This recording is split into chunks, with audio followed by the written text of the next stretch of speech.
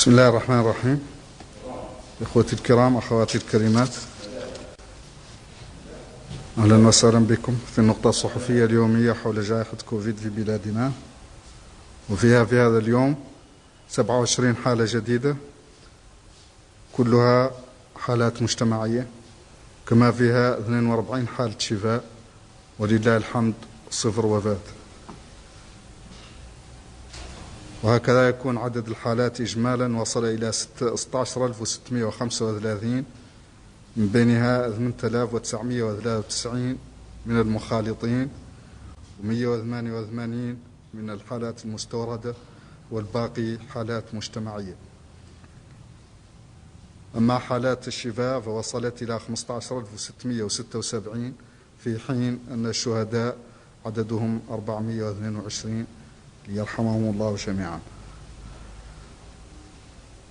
الحالات النشطة لهذا اليوم 537، منها 465 بدون أعراض، 45 بأعراض خفيفة، و27 لديهم حالة حرجة.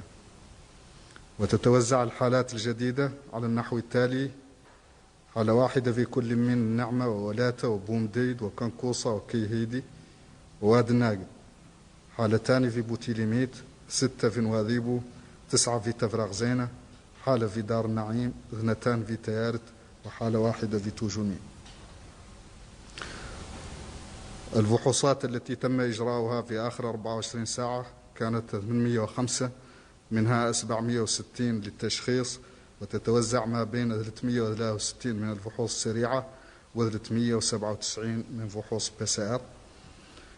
وتتوزع على النحو التالي: بين الولايات 59 في الحوض الشرقي، 11 في الغربي، 35 في العصابة، 20 في غرغل، 73 في البراكنة، 26 في ترارزة، 4 في أدرار، 23 في نواذيبو، 4 في تقانة، 13 في قديماقة، 6 في تير الزمور، 92 في إنشيري، 408 في نواكشوط الغربية، 18 في الشمالية، و13 في نواكشوط الجنوبية. هكذا يكون عدد الفحوص منذ بداية الجائحة 189,069، منها 162,338 للتشخيص، تتوزع ما بين 124,418 من الفحوص السريعة و37,920 من فحوص PCR. أما حالات الاستشفاء فعددها اليوم 15 حالة تم إدخالها للمستشفيات في آخر 24 ساعة، منها 9 حالات خفيفة و6 في حالة حرجة، كما تم إخراج 4 أشخاص من المستشفيات.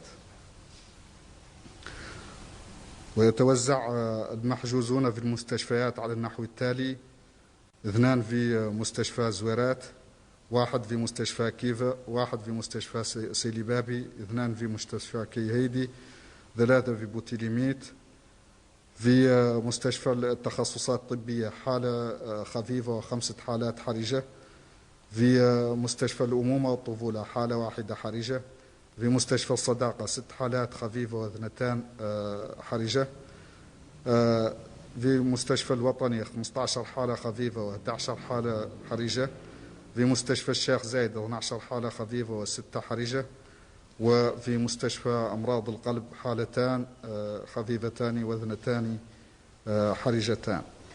وهكذا يكون إجمالي الأشخاص المحجوزين اليوم في المستشفيات 72، من بينهم 27 لديهم حالة حرجة، ليشفي الله الجميع. وهكذا يكون عدد الحالات الاستشفاء منذ بداية الجائحة وصل إلى 2062، منها 1708 كانت لديهم حالة خفيفة، و354 بحالات حرجة، وتم إخراج حتى اليوم 1614 شخص من الاستشفاء. Chers citoyens, la situation de la pandémie du Covid dans notre pays est marquée ce jour par 27 nouveaux cas, tous des cas communautaires, ainsi que 42 cas de guérison. Et alhamdulillah, nous n'avons pas enregistré de décès au cours des dernières 24 heures.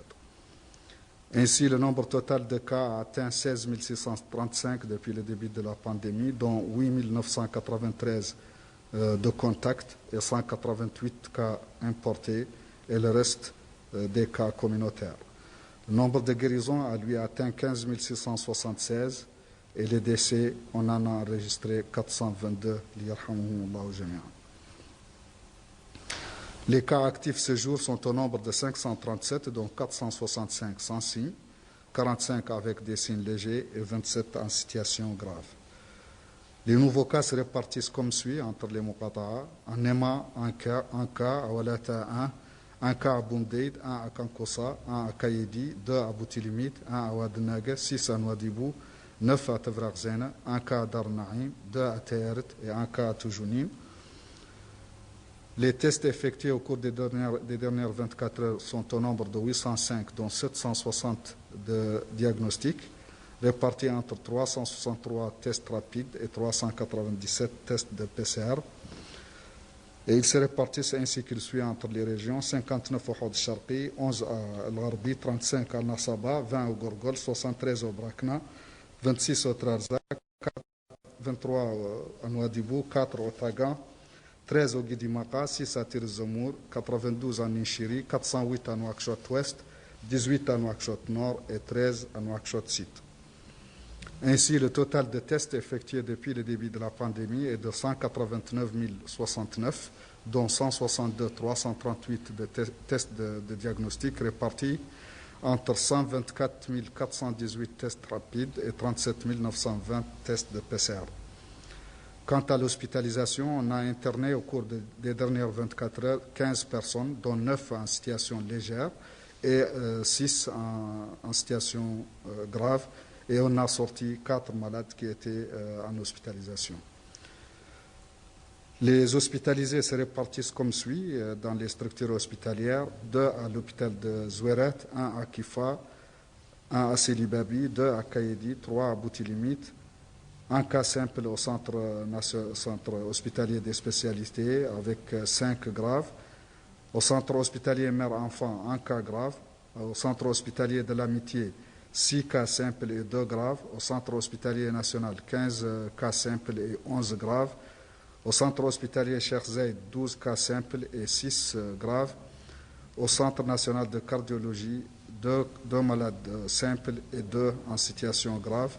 Ainsi, le total de malades hospitalisés ce jour est de 72, dont 27 en situation grave. Ainsi, le cumul d'hospitalisation depuis le début de la pandémie a atteint 2062, dont 1708 étaient avec des signes légers et 354 en situation grave. Et jusqu'ici, on a sorti 1614 malades hospitalisés après guérison. Sur ce, je vous remercie et à demain, Inch'Allah.